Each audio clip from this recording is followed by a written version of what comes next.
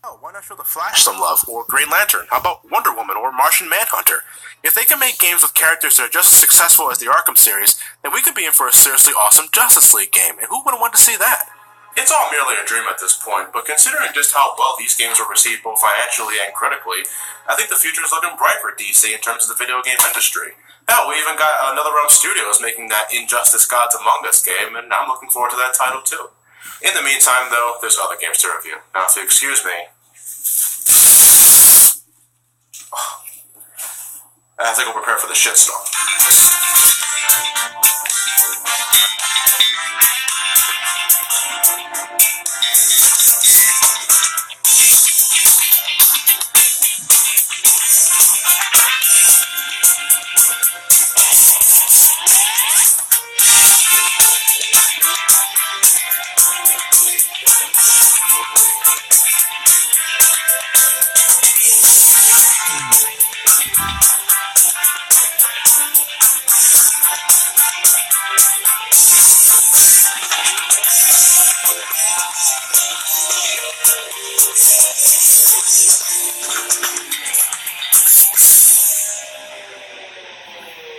Well, guys, see you for Month of Sonic 3.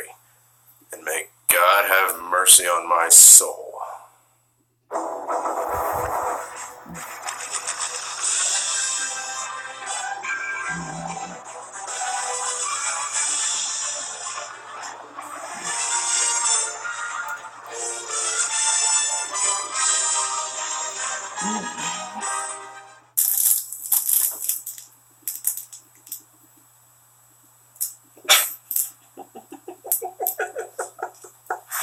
Oh boy.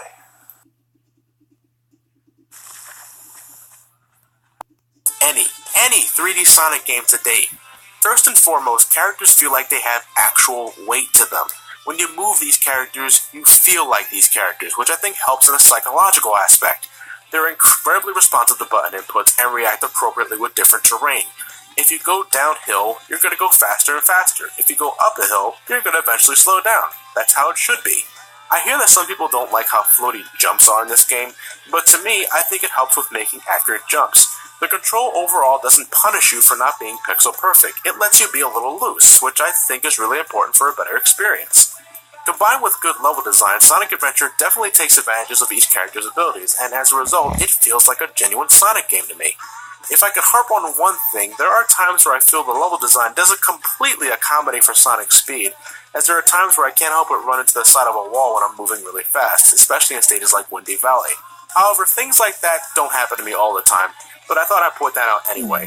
Other than that though, with great level design, fantastic music, and great control, Sonic Adventure, well half of it anyway, is something I recommend any fan of platformers to try out. It's not for everyone, I'll say that now, but I still think it's aged rather well. Jesus, it's like my longest review yet, and we're just getting started with the Sonic the Hedgehog marathon. Well, nothing to do now but press forward. So next time we meet, ladies and gentlemen, we're looking at Sonic Adventure 2 for the Sega Dreamcast and the re-release Sonic Adventure 2 Battle for the Nintendo GameCube. So see you guys then. May God have mercy on myself, this channel, and all of you. Every single last one of you.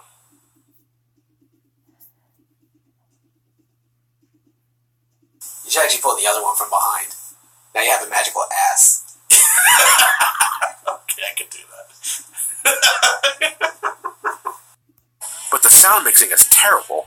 In the end, well, what else more I can say? Sonic Adventure 2 is a game that's become noticeably worse as the years pass. With each playthrough I complete, there's just something inside me that makes me stray further and further away from the game. The game's not terrible overall. I've played a hell of a lot worse, but it hasn't aged well at all. When I played Sonic Adventure 1, it left a great impression on me. I had a blast with Sonic stages, I had fun with Tails' stages, and I had a good time with Knuckles stages, with the exception of Skydeck. Yeah, it wasn't the whole adventure, but it was still a major chunk of it. Sonic Adventure 2, while a step up in presentation, feels like a step backwards in both gameplay and level design to me. I only enjoyed 10 of the 31 stages Adventure 2 offers. I couldn't care for anything else because of stupid design elements or just plain indifference. That's a problem to me. I hear it all the time that if it wasn't Sonic the Hedgehog 2 that made people love the Blue Hedgehog, it was Sonic Adventure 2. And while I definitely enjoy the Mirror to Adventure 2 Sonic stages, the rest of the game just falls flat on its face to me. I can't say I enjoy Adventure 2 as a whole. I'd be lying if I said I did. The same applies to Adventure 1. I can say I enjoy everything about Sonic 2. I can say I can enjoy everything about Sonic 3. Hell, I can even say the same for Sonic Colors or Generations. But the Adventure series? Not a goddamn chance. You know, getting older can suck at times. Sometimes the games you swear you love to play as a child can be an outright chore to play when you're an adult. And I'm sorry to say that Sonic Adventure 2 falls under that category for me. To all those that really get a kick out of this game and still do to this day, more power to you. You certainly have a higher degree of tolerance than I do. But maybe things will pick up for me at this point. But we'll find out next time we meet in the Sonic the Hedgehog Marathon with Sonic Heroes for the Nintendo GameCube. Until then, see you guys next week. I'm not sure.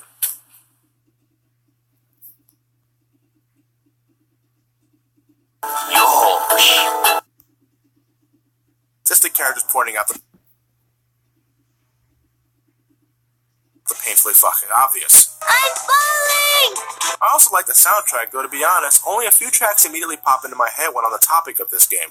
I love the music in stages like Hand Castle, Grand Metropolis, and especially Bingo Highway, but overall, it's not something I listen to when I'm working on projects or other reviews.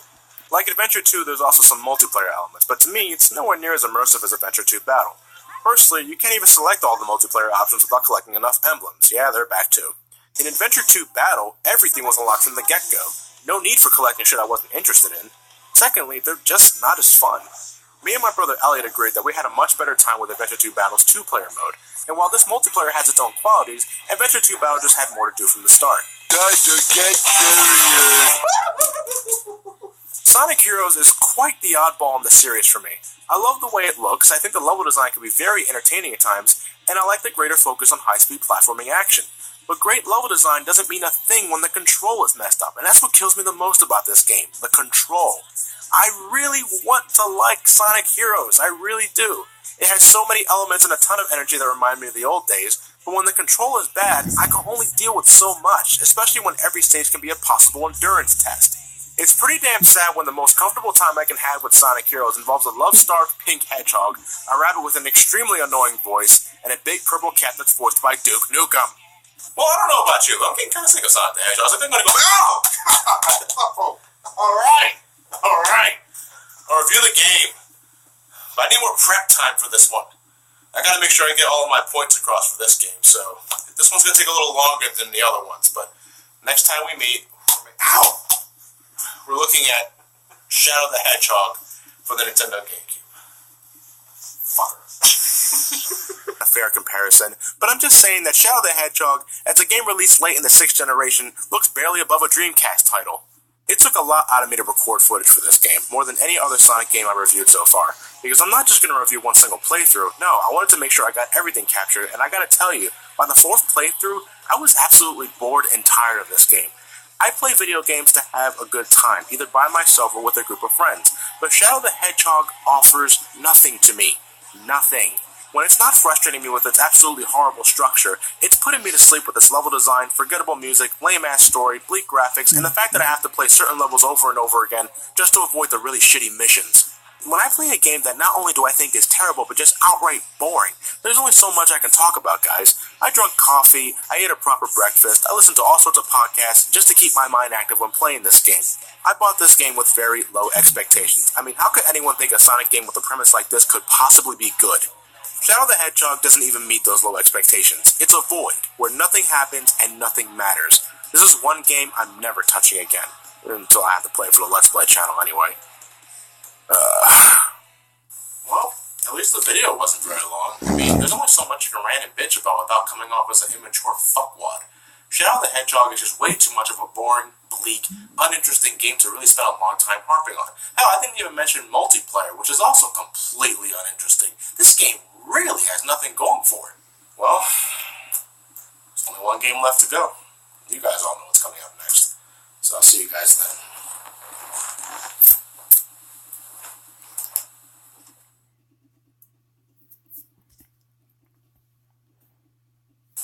Oh, and out, Shadow is not actually a robot either. If you spend 9 minutes in the final fight with Devil Doom, Eggman will contact Shadow and let him know that he's the exact same one from Adventure 2. There you go. Why would they make us wait that long to tie up a loose end from Sonic Heroes? I knew something like this was going to happen. Regardless, in spite of all the ups and downs and all-arounds, I'm still a very supportive Sonic fan to this day. Not just because of his recent resurgence from the pits of hell, but because of the community. You guys may be questionably loud at times, but you know, I'd be hard-pressed to find fans that love a video game character as much as you guys do. Not to mention the sheer amount of entertainment you guys can provide by poking fun at the series in general. Sonic's career may be the epitome of a roller coaster, but hey, nearly 22 years later, people are still looking forward to his new games, myself included. To me, there's gotta be a reason for that. Well, besides the kids that eat that shit up regardless of actual quality. And that about wraps up the end of the Sonic the Hedgehog marathon, ladies and gentlemen. I apologize for the video length of some of these videos, but I had a lot to talk about. Here's to Sonic's next 3D game. Here's hoping it's a good one. Now, onward to new adventures. It's a brand new year and there's a whole lot of shit to get done. So, we'll see you guys later.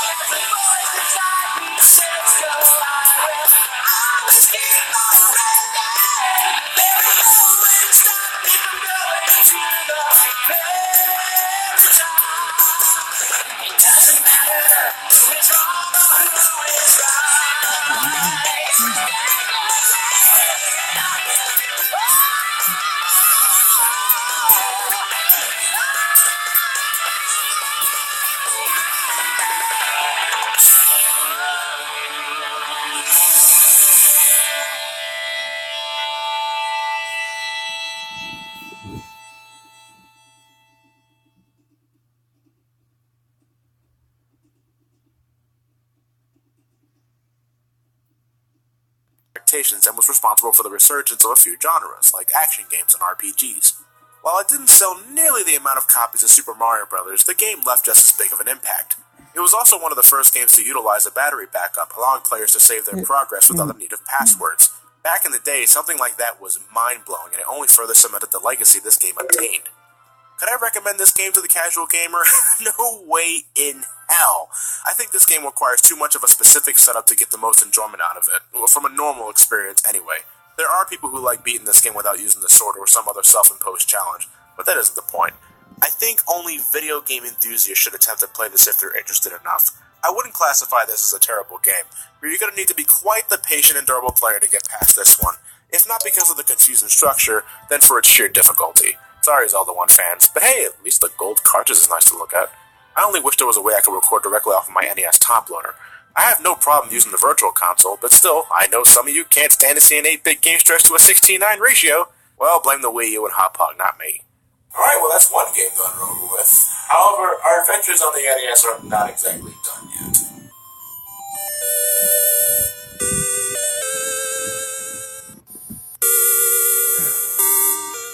Next up is Zelda 2, The Adventure of Link. The Adventure of Link wasn't the first game in Adventure. Does that not count? Or well, I'm gonna get a cup of coffee. I need to prep for the adventure on ahead.